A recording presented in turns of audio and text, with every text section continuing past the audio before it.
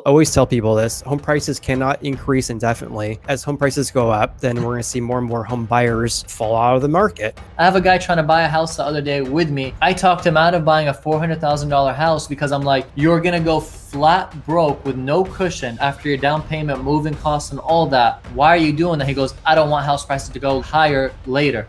I was like, let them. What happens if you can't make the next payment? Hey, welcome back. It's Jason Walter here. In today's video, I have a special guest that is Karam, who is a real estate agent based in Dallas, Texas. Welcome, Karam, to the channel. I appreciate your time. Thank you so much, Jason, for having me on here. It was awesome. Last time I had you on my channel, people loved it. Hoping everybody loves this video where we're going to talk about some epic stuff. So thank you so much for having me, and everybody, I hope you enjoy it. Absolutely. And yeah, thank you everyone for watching the video here. But yeah, really excited to share the housing market in Dallas, Texas. Want to hear your thoughts about what you're seeing there. Obviously, the housing market is in full throttle. Record high home prices being broken for 3 months straight in California and also in across the nation. So yeah, what are you seeing in your neck of the woods? Dallas, Fort Worth. So in Dallas, it's specifically Dallas, things are crazy. So I do a lot of commercial real estate. I'm probably 70 to 80% commercial, 20 to 30% residential. But I speak on my channel a ton about residential because that's what I began in my career. I began flipping houses. I then became a residential realtor in the luxury world. So I speak a lot about it because I know a lot about it, and I help people currently right now buying houses and also selling their houses. Prices are crazy. I just went under contract on a house. They were asking $475,000. I went and I was representing the client for who wants to buy the property, and we ended up winning the house, putting $526,000, almost $51,000 over. Wow! And so, what does $475,000 get you in Dallas, Texas? Like, how big of a house is that? $475,000 used to be able to get you all day long, like 4,000, 5,000 square feet. Now this house that we're under contract in is getting us a 2,650 square foot home, which the reason is it's a newer house. It's in a gorgeous area. It's a $1 billion development. It's called the Veridians in Arlington, Texas. So it's a little bit more premium, but right now $475,000 can probably get you 2,000 to 5,000 square foot home, just depending really the state, the city and the area. Yeah, I mean, no wonder people are moving to Texas and Dallas, right? Man, we got big land, but we also got hefty property taxes. We can't forget that. We pay premiums on those. Tell us about that. So in my neck of the woods, which is Sacramento, average property taxes around 1.25%. 1.25, okay. 1.25%. That's not for new development. New developments, they have Melrose, which are, add on to the property taxes. But in general, mature neighborhood, 1.25% of the sales price. And then also our property taxes only can go up about 2% per year. So they're capped. I know it's different in other states. So yeah, how do property taxes work there, and what in general are property taxes? So it's going to depend. We got Frisco, which Frisco is the number one city. Everyone who wants to move to Dallas, Fort Worth area, they're like, I want to go to Frisco, not realizing that $600,000 can't get you even a little shack in Frisco. It blew up there. Big companies have moved over there. Headquarters have moved there, and just specifically that area has a very luxury design and infrastructure over there. So just generally, we're speaking 2 to 3% on property taxes, depending from city to city. So, the house that I live in, we're looking at 2.8%. We're looking at whatever the value of the house is. You're going to do 2.8% on that. You're going to come out with that number. It's almost like our real estate agent commission, almost like 3%. But you're talking $10,000, $11,000, $12,000, $13,000 on a house that's $400,000, $500,000. Wow. And that's a mortgage itself, almost $1,000 a month. Wow. Yeah. And so can it go up every year as well then, based on values going up? It could 100%. So the cap, I'm not going to know the cap on it. And I'm going to have to just take a wild guess. I don't assume there's a cap, because the house next door that just sold for $60,000 over ask became a new comp. And next year they go and they raise all the values by $60,000. And then you pay the property taxes on that. I own a triplex over there in Arlington, Texas, which is 3 doors.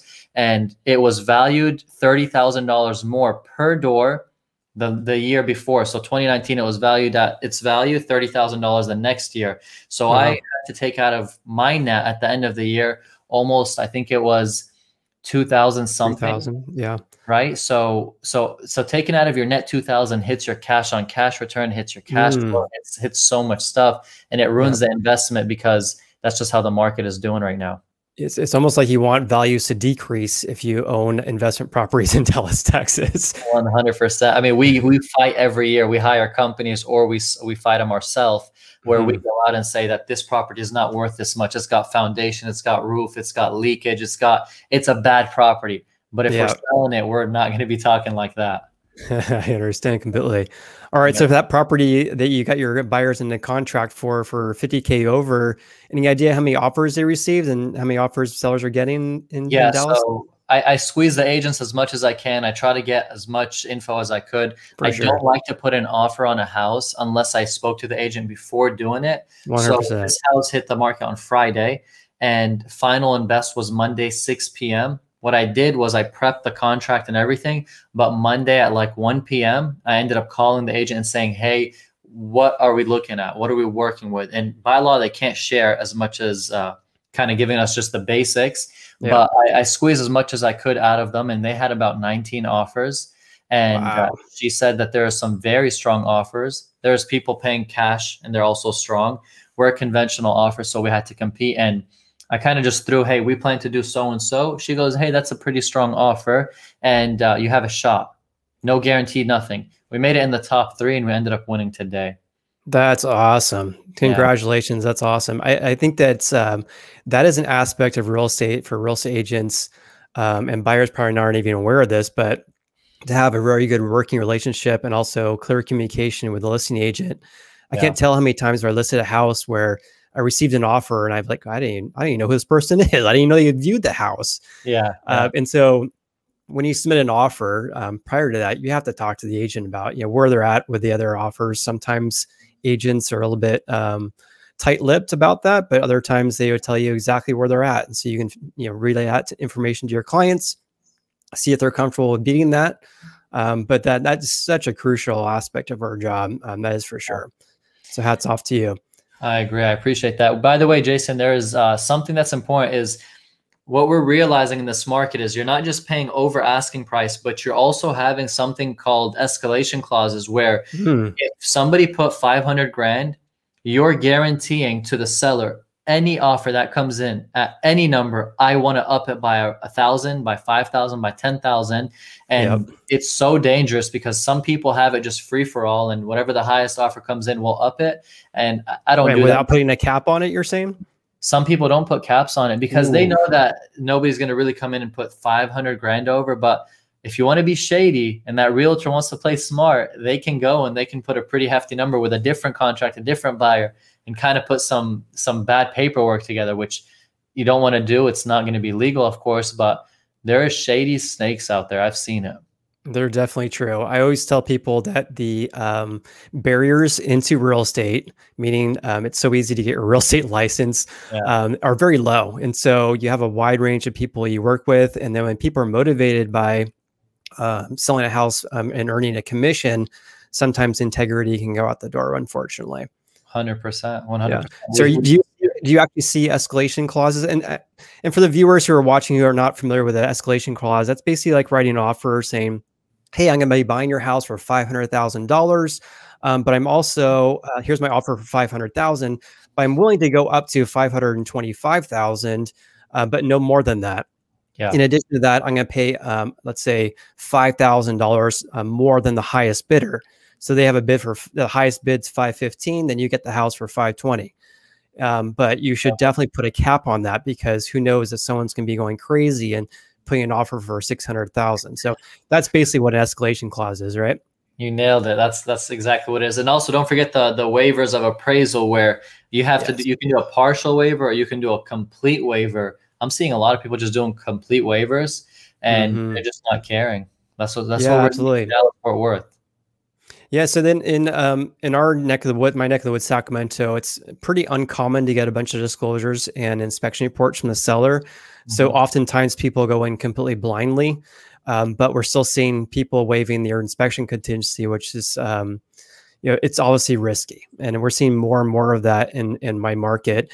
And I think we're now seeing more sellers who are now doing some inspection reports ahead of time, also giving the disclosures ahead of time, because they're aware that more buyers are willing to waive all contingencies altogether, and it'd be gives them more, I guess, motivation to write an offer with no inspection contingencies if you already have the seller disclosures in hand, which means that the seller discloses any issues with the property they're aware of, and then also they've done a bunch of inspections. So a year ago, we wouldn't see very many sellers do that, provide the inspection reports and disclosures.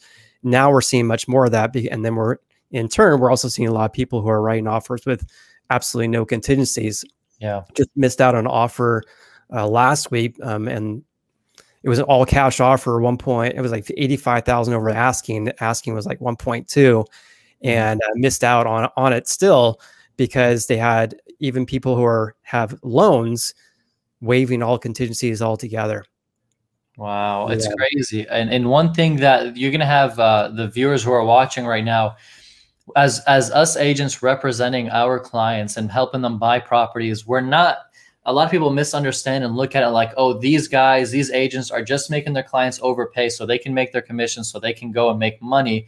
It's not the case. I mean, every client that I work with myself, I run through with their finances. I give them the negatives. I give them the positives. At the end of the day, if they're happy paying this number, even after all said and done, then we can't make that decision for them. I have some clients who I was being honest with them, and I was telling them this isn't worth it and you shouldn't get it, or you shouldn't pay this much.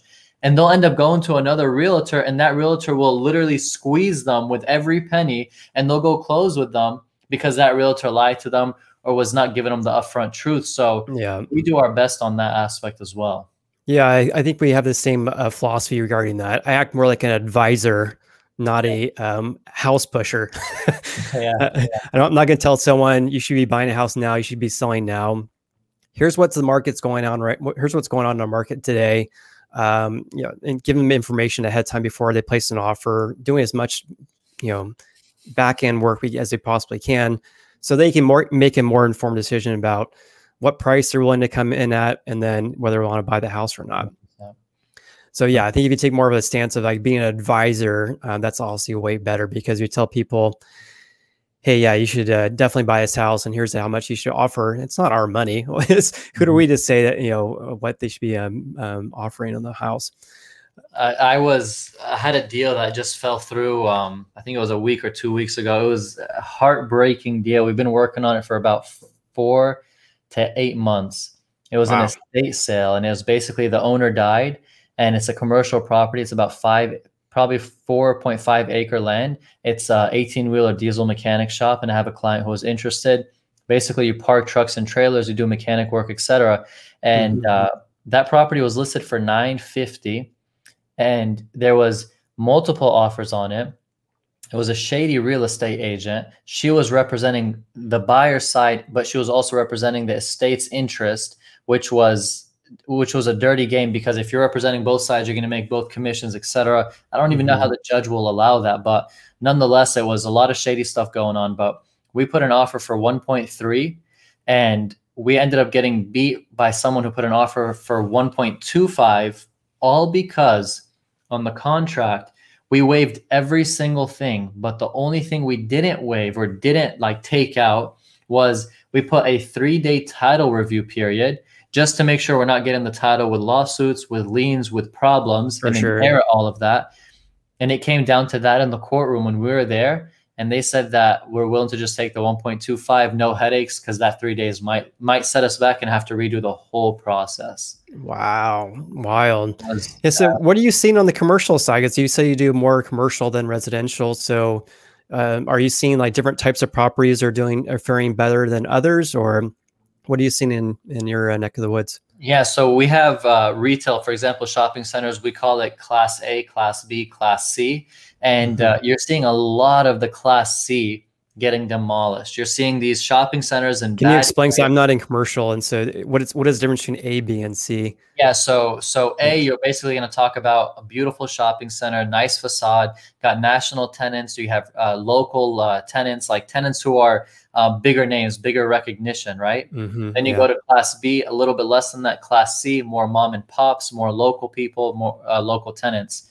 So nonetheless, we have Class C, which is the local tenants, getting demolished by the pandemic that hit. And they're just, I mean, I have a shopping center that I'm leasing out for a landlord, for one of the owners. And at one point on a Monday, we got a call, and 4 to 5 tenants literally were giving back the keys, requesting their security deposits, and saying, we have to get out. We can't all at the same time? Same exact time. Landlord called me about to have a heart attack. That was about $10,000 to $15,000 every month out of his pocket. Wow. And he's now has to come up with that. And imagine how much pressure it puts on me, because then every day I'm getting a call. Every day he wants an update. Every day he wants to make sure that I'm working in target marketing. It's insane. And then I have shopping centers that I'll categorize as class B. We have some national tenants in there. We have some mom and pop tenants in there. It's just like a little mix. And that shopping center is doing great. We're getting people who are coming in there, paying the price. People are opening up their nail salons, opening up their barbershops. We signed a Little Caesars franchisee who's got 20 locations, who's expanding. They did extremely well during the pandemic because it's $5 pizzas and mainly to go. I don't even believe any Little Caesars has dine-in, just in, out, in, out. So they did very well. Yeah. So we did a 20-year lease with that one, believe it or not. Wow, that's great. That's awesome. It was insane. Yeah. So commercial is doing good, just depending where. Office crushed. Office in the commercial real estate world, the office business is just in a very, very bad position. 30 to 40% of just a office tower will just be vacant because a huge company just left it and decided to put all their workers at home. You have industrial doing extremely well, like warehouses, self-storage, those are booming. And then you have what else we got? We got and multifamily, of course, is crushing it. There's multifamily is, I mean, in my opinion, one of the best assets to hold right now. Multifamily and industrial. What about so for on the not retail office space? Are you seeing any decreases to vacancy because of the economy opening up, or are you seeing basically more or less the same as it was earlier this year? Yeah. So if you had a building that's 50,000 square feet and you just lost 30% of your tenants, right? One tenant, for example, that's their name is, what is it called? Nationwide. I think it's Nationwide. They went and they just started to liquidate a ton of their leases. They just started to say, we're not going to continue. And by the way, the pandemic was the easiest way out of your leases legally to not actually go to court and have to pay up. Interesting. So that's a huge thing that people started to pinch. They're like, might as well start pulling out from now with a reason. Even if they had a 4 or 5 year lease left, they were able to back out. So you're going to have, they wouldn't have to, sorry, they wouldn't have to pay any fee or any fee for getting out of an early lease. It's going to be basically all be negotiated. So you're going to come into the landlord and say, look, we're about to opt out. We'll pay you 10 grand just for courtesy. Or there's some, I'm telling you, there's some who just came and said, we're not paying nothing. Here's the lease. We're terminating COVID. That's all they would say. Wow, interesting. And you can't do nothing about it. And you take them to court. Who's going to take someone to court when the pandemic was in the heart? There was not even courts there, right? How are you going to even collect? And why are you going to try to collect from a company that is more than likely going broke or repositioning the whole company? So we're seeing that office space, it's coming back, but the way it's coming back is not by the 30-40% getting leased out by one tenant, but the 30-40%, instead of that much being leased out, only like 5% is being leased out by a very small 20,000 square feet, only 5,000 square feet is being leased out now. And they're very small offices. They're not bigger offices for bigger companies. That's what I'm seeing right here local. Makes sense. So I would think that a lot of the employers out there are doing more of like hybrid approach, right? Where they had everyone working in the offices and now everyone was working at home. Some will come back, some want to stay at home. So there has to be some leases that they want to cancel and move to a new lease to have a lesser space, and then also decrease the amount of money they're paying for their office space. Makes sense. 100%. I'm personally dying to get into my own personal office. I'm like, I really just want to construct a new office, make the facade how I want it for me personally, for my business. And we have many offices with the brokerage that I'm with, and that's not a problem, but I can't justify why I should get an office. I mean, my home office, I've customized it how I want. Starbucks is beautiful. You got WeWork, where WeWork, you can pay $200 a month, imagine, and almost virtually get access to any WeWork around the country. That's cool. Yeah. I'm in Dallas, I can go into WeWork. I'm in Frisco, I can go into WeWork. I'm in Arlington, Grand Prairie, Mansfield, wherever they have a location, I can go into it. So it makes me be like, why go pay for an office, or why go construct an office and pay 3, 4, 5 grand a month? It doesn't make sense right now. For sure. Yeah. I mean, being a real estate agent, you can rent out an office from your broker. I actually had an office at my broker's office, but I canceled it. I think it was before the pandemic hit. Yeah. But yeah, working from home, it's just so much easier. You don't have to commute at all. And then the added expense, of course, too, as long as you have a home office. And I think that's part of the reason why we're seeing people buying bigger houses too, right? 100%. A lot of people are like, I need an office now. I can't, this house is too small. So they'll go and they'll upgrade to a bigger house with an office with more room for them. And some of them are just sticking where they're at because they're scared to make the move. There's too much uncertainty. Jason, they say, and for everybody watching, the economy is coming back. You inject $5 trillion, if not more, anything's going to come back. The question is, how long is it going to stay what it is? When are we going to feel the pains of it? We're already feeling it with taxes. When are we going to see the repercussions of it? We're already feeling it with inflation. When the Fed say it's transitory, I promise you it's not. You got almost every business begging for employees. No way they're going to get them unless they raise minimum wage, which is going to raise all costs on sales. Everything is going to feel the pain of those trillions of dollars that were printed. And people say that we're done and the economy's strong, and it's all artificial strong, though. It's not real strong. And when you come back to start feeling when you do something, you have to have an outcome for it. And when we start feeling the outcome of it, it's not going to be nice and it's not going to feel nice. And a lot of the people with a lot of money who make a lot of income, they're going to feel it the most because taxes are coming at them hefty. Definitely, that's for sure. And that's probably a good segue to say that, we have the eviction and foreclosure moratoriums that were just extended another month, supposedly for the last time until the end of July, right?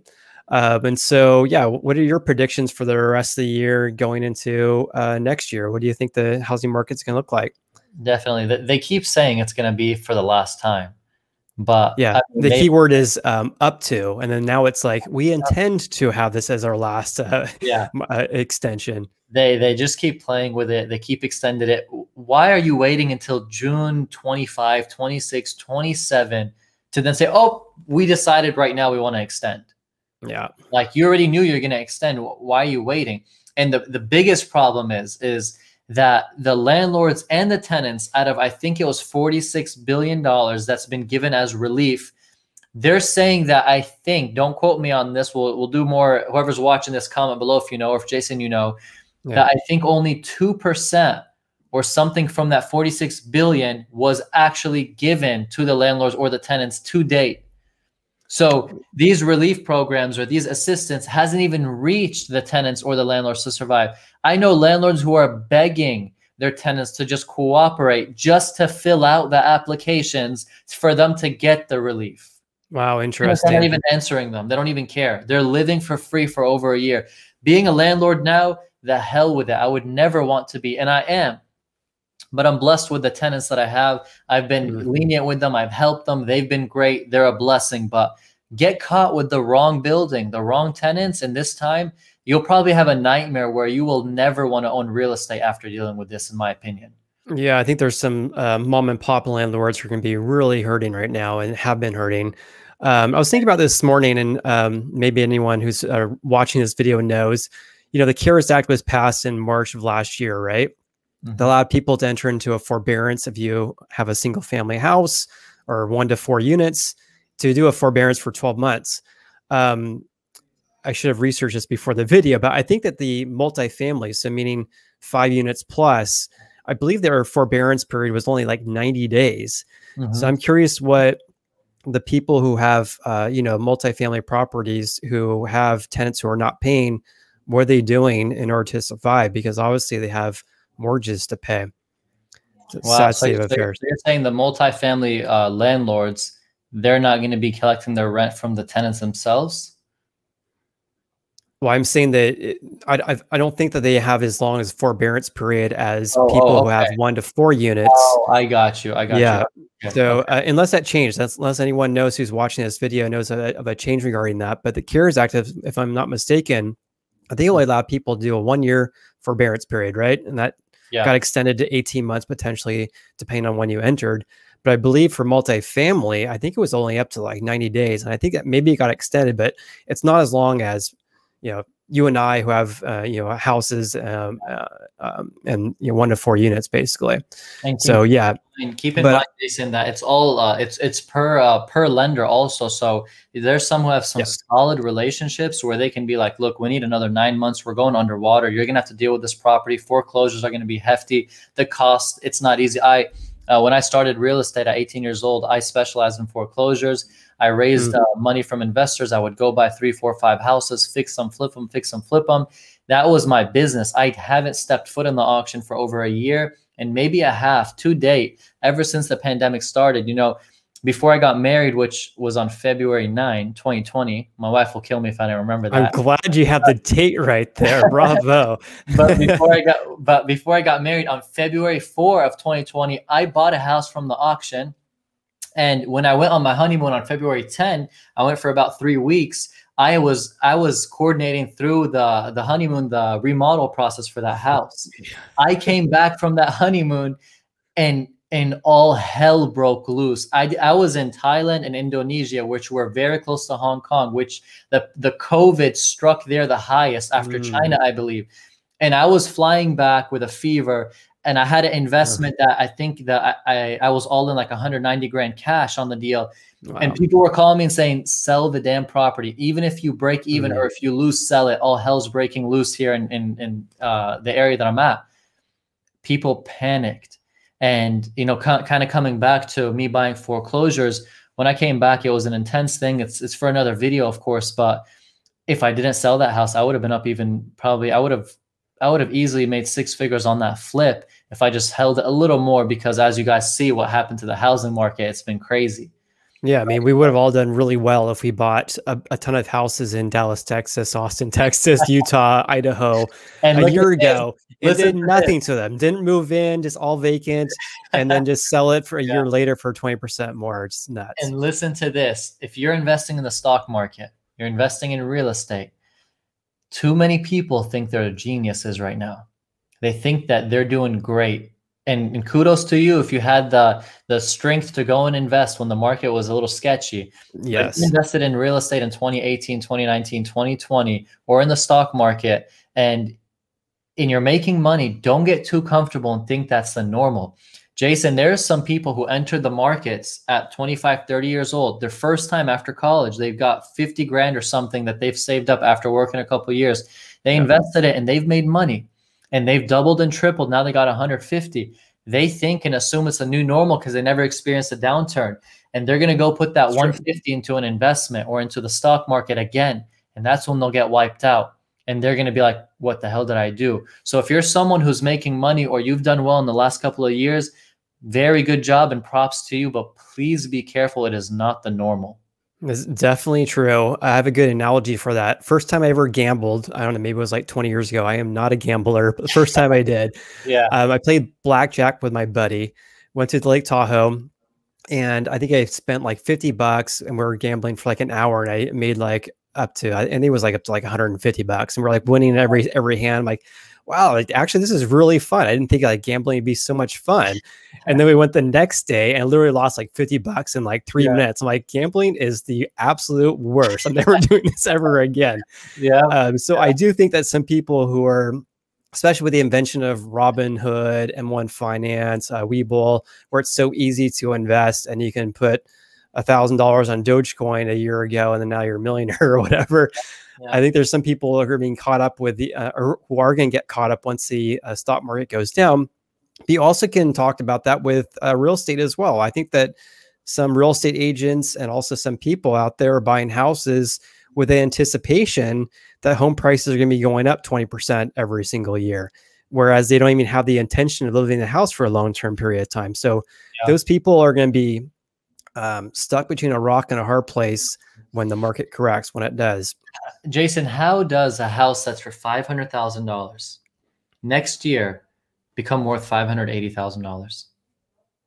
Where in any investment book or an investment lifestyle or even opportunity, I can't even come, like 8% is an average return in the United States if you're investing in the S&P or if you're investing in the stock market. Absolutely. You're looking for 8%.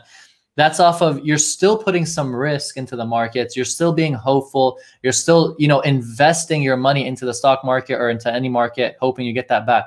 How can you buy a house that you're happy making 0 returns on? It's your family home. You're coming out with 20%. And if I'm not mistaken, the Dallas and the Austin area was about 15% year over year to date. So it's not, so like you bought a $500,000 house, the next year you went up 15%, the year after that, another 15%, 30% of 500, almost you're at 650 grand right now. Yeah. It's quite remarkable. 2 years ago. Yeah. And I was looking at that stats for across the nation, the home prices year over year. Of course, this is May compared to May of last year. So it's a little bit of a funky comparison, but up 25% almost. In Sacramento region, Sacramento County, 26%. Oh my 26% increase in one single year, which is quite remarkable.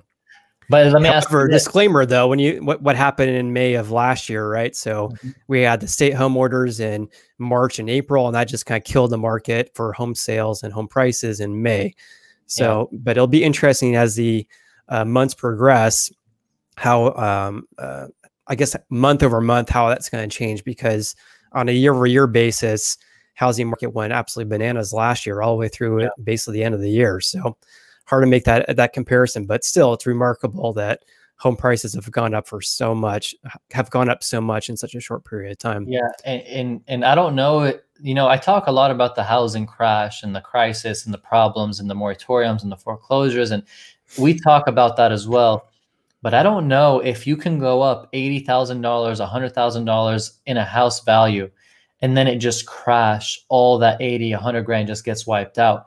I also wonder if this is maybe the new normal, which is many people are wondering and concerned for. This is the new normal where it goes up.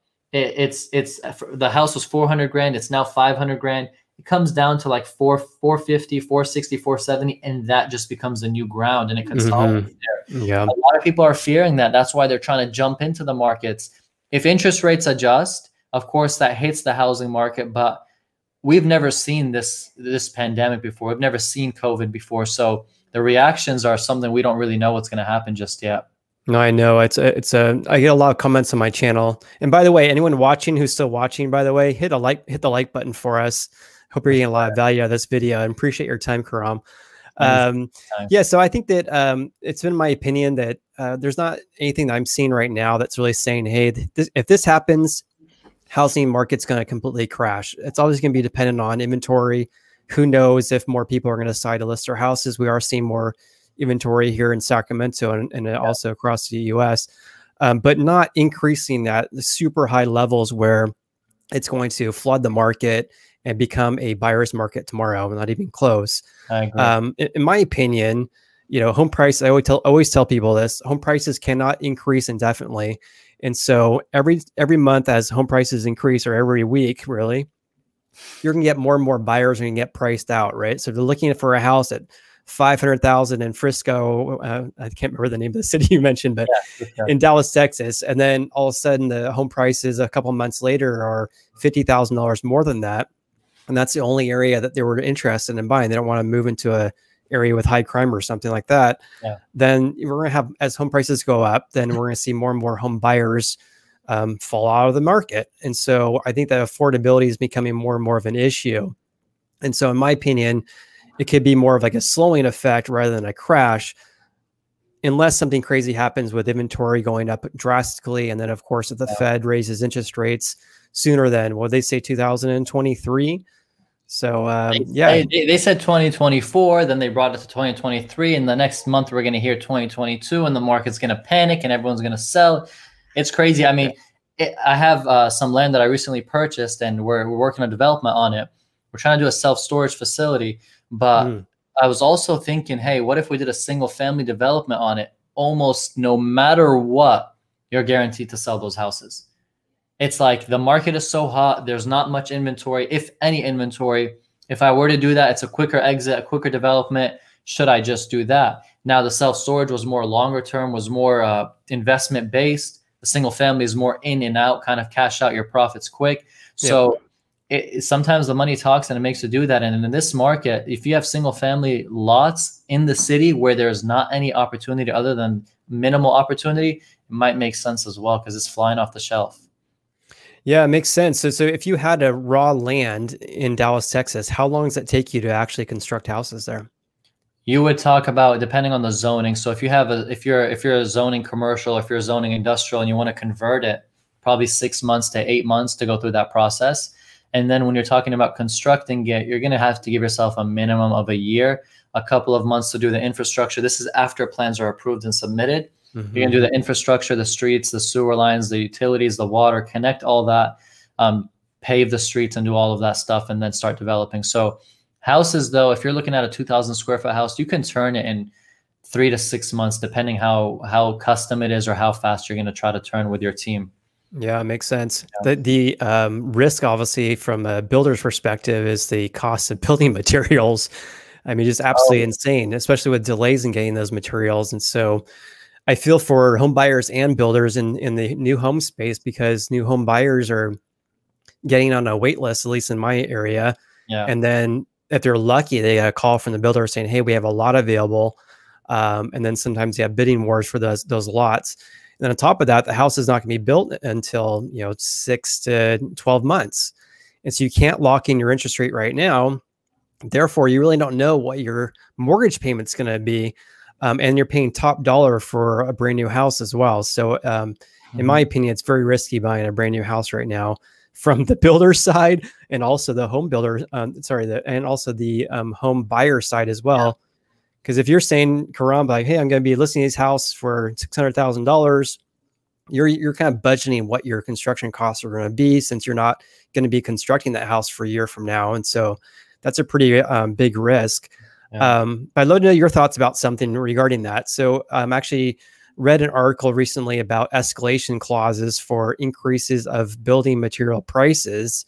Are you seeing that at all in Dallas and or in Texas in general?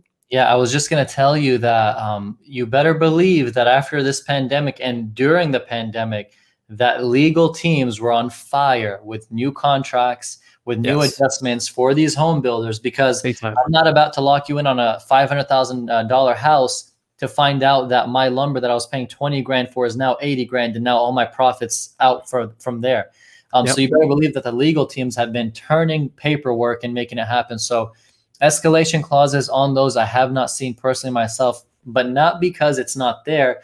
It's because I'm very minimal. When you talk about me doing new construction, I'm not that aggressive on it. Like I told you, I do more commercial. I've done a new construction. The last one was maybe 6-7 months ago.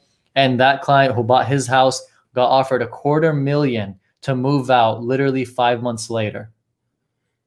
Who offered them that? A guy just knocked on his door and goes, I want to buy your house. He bought it for 639 grand. The guy came and he's like, I want to buy, I think for 850 or something like that. And it came out to almost 200 to 250 grand. Imagine. Wow. You're talking no realtor fees. You're talking about he can net a good amount. People say capital gains and whatnot and income tax and all that, but we're just talking general. So I believe that they're having a lot of this paperwork adjusted by the lawyers and such, but I wouldn't be surprised by seeing anything in there to protect the builder. And it's their right, because material cost is insane on what's happening. But also, if you paid attention, lumber has been plummeting. It has. It's still up from where it was, but it's plummeting as of right now. And that's what I always share with people is something went up 10 times and it comes down 4 times. Why is everyone panicking and saying it's crashing? You expect it to go up 10 times and you're excited, but when it comes down only 4 times, you're still up 6 times. The people who panic bought it at the 10-time mark, not at the 6-time mark or the 1-time mark. So that's why they panic. It's true. I actually just posted a video today at the time of this video about lumber prices towards the end of the video. And at the time, lumber was, as a commodity, was about $800. And that's down from just over $1,600. It was set in May. So it's come down about half. However, when you look at pre-pandemic levels, it was like in the 400s. So we're still twice as much as it was before this pandemic hit. So it's obviously good to see lumber prices going down, but we're still have a long ways to go in order to make up the ground. And this is a question for everyone who's watching right now. You're a builder. You're building 100 houses. You went and ordered for 100 houses the lumber, and you ordered it, and it's got delivered to the front steps of this property. And then Jason made the video that said lumber cost is 50% down. As a builder, what do you do? Like you just paid a premium of the commodity is at $1,600. Let's say that they paid it at that price. And then the commodity 2-3 weeks later is now at $800. What do? You got all this lumber that you just paid twice as much, but the new builders who are building across the street or who still haven't ordered are going to wipe you out on sales price. Yeah, they're going to, because they're not going to have that cost that you had. That's the risk that when you do business in markets that move this quick and this much uncertainty, I tell you something, you'll make millions, but you'll lose it just as fast because there's so much fluctuation right now. Big time. I mean, the lumber price has been absolutely insane. What I don't know, and this would be a question for Simon, the uneducated economist, hope to have him on the channel here soon, is that, once a commodity, how long does it take Home Depot prices to go down once commodity prices go down? Or how long does it take for prices that builders pay for framing and wood? How long would it take it for those prices to come down once commodities down?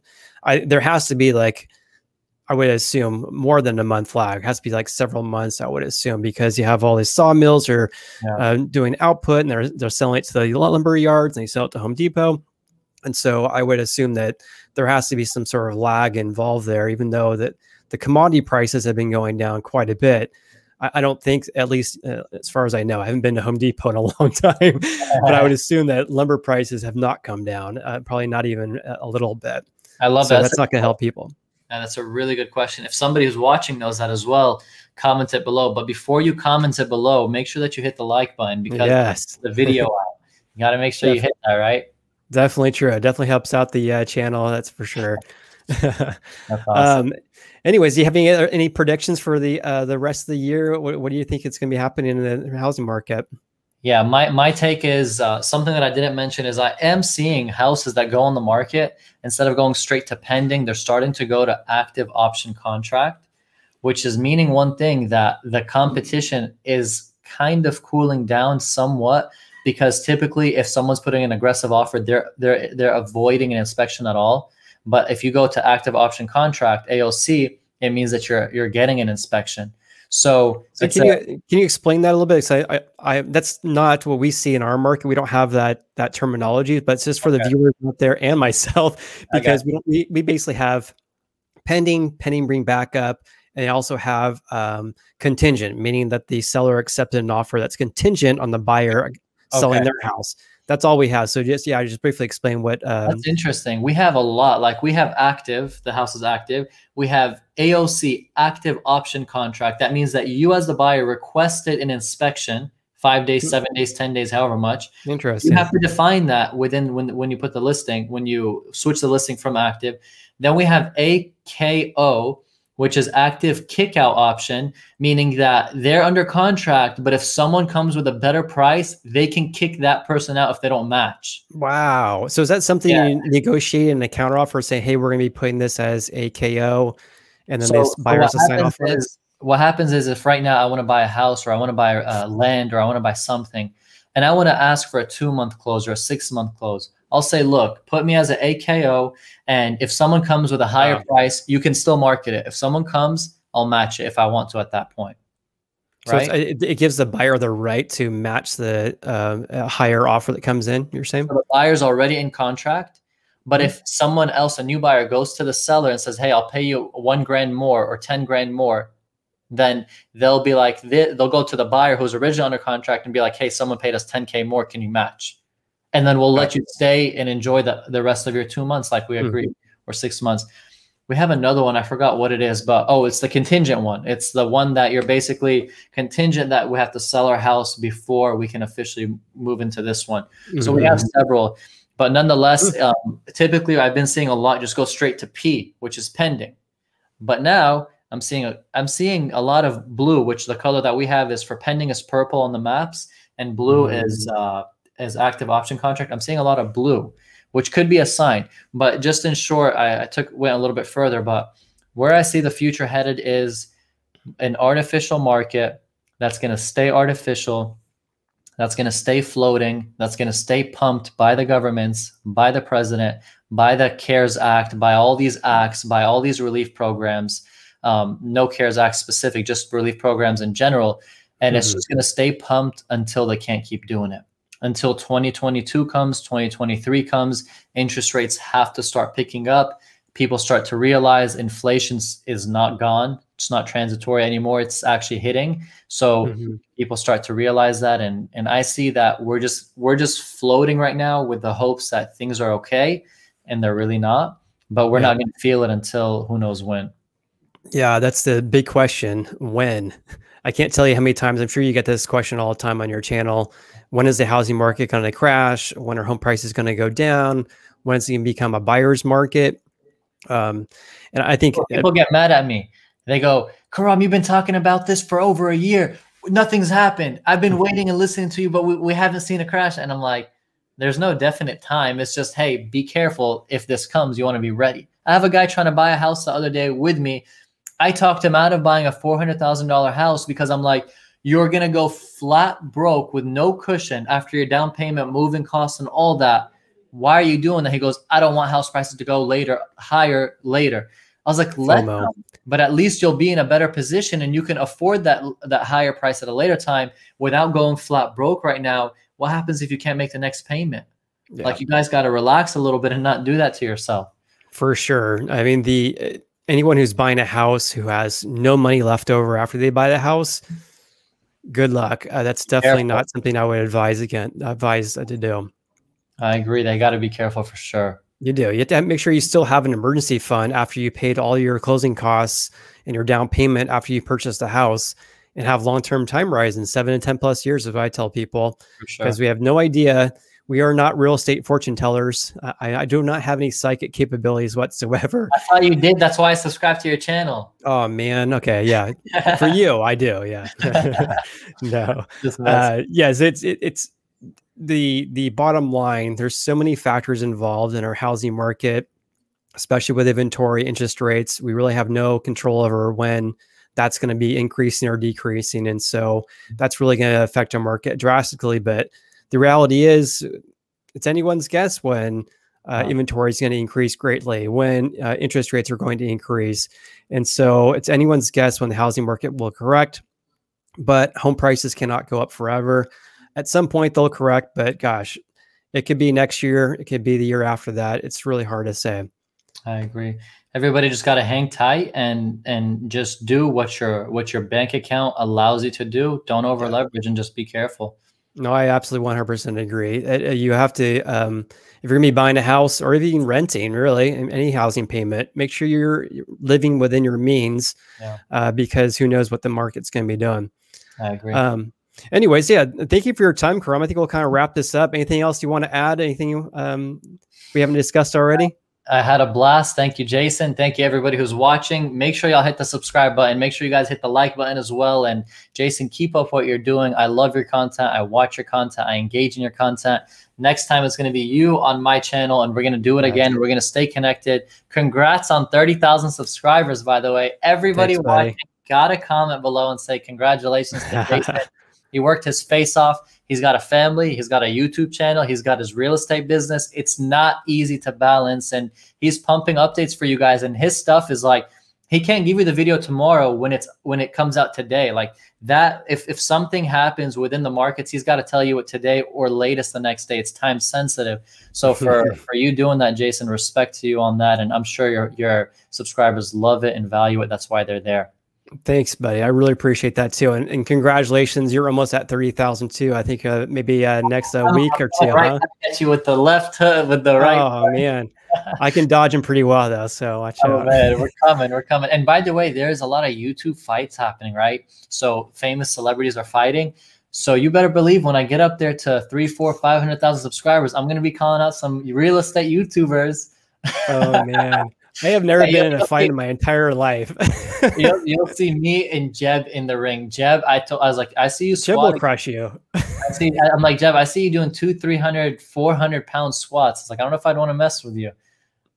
That's awesome. Yeah, he's hats off to that guy. He Yeah, definitely still works out a lot, which is amazing. I probably also need to wake up at 4 o'clock in the morning and get my workout in as well. But that's like fine. you said, man, it's hard to balance family, being a full-time real estate agent, and also doing YouTube. You Yeah, know, we don't do this full time, but we definitely really enjoy it. It's a lot of work. And I think a lot of people here watching the videos can also go attest that all the work have you done on your channel as well, and almost approaching 30,000 subscribers, which is phenomenal. I think you were, yeah. where were you at the beginning of the year? Where would 15,000? say that one more time? How many subscribers did you have at the beginning of the year? Oh, beginning of the year. Oh, that's a good question. I might be like 6, 7, 8,000. Amazing. Yeah. So your channel is absolutely blown up. And So you have to remember, I've been on YouTube for 5 years. Go scroll to my latest and oldest videos of me flipping houses. I'll have to see that. I look like a baby, and I've been on YouTube for 5 years, but a lot of the videos that I did 5 years ago, to be honest with you, I think I took them down, but I think you'll see some like maybe 3 years ago. So it's been a journey, and it's been just a side thing that I do with my real estate business. But, you know, this year it really picked up, and I'm grateful. That's awesome. That's really good. I think you should put those videos back. I mean, I look at my old videos and it is horrible. I'm like talking like a robot. Like, I'm like, hi, what this am is I Jason. doing? What am I doing exactly? So I think it's kind of fun to see the growth, right? So Yeah. I had a horrible background. I still have a horrible background now, but it was even worse back then. And then, yeah, talking like a robot, just really bad content. And at the time thinking, you know, obviously it was like my very first videos I ever posted on the internet ever for a video. And thinking, gosh, that video is awesome. I tell my wife, this video is actually pretty good. And then I look at it, like, my wife was definitely lying. That video was horrible. I would tell my family, how did you guys let me upload this? Do you guys not care about me? It's too funny. Anyways, for everyone watching the video, really appreciate your time. You're still watching. Definitely subscribe to Karam's channel, real estate agent based in Dallas, Texas, posting housing market updates, everything you want to know about the real estate market. Definitely subscribe to his channel. I'll post a link to your channel in the description below. So Karam, appreciate your time. Hope you have a great rest of your day. And everyone who's watching, please subscribe and hit the like button. You're awesome. Thank you so much. You guys be safe, enjoy, and thank you, Jason, for everything. Absolutely. We'll see you soon. All right. Bye-bye. Hey, bye.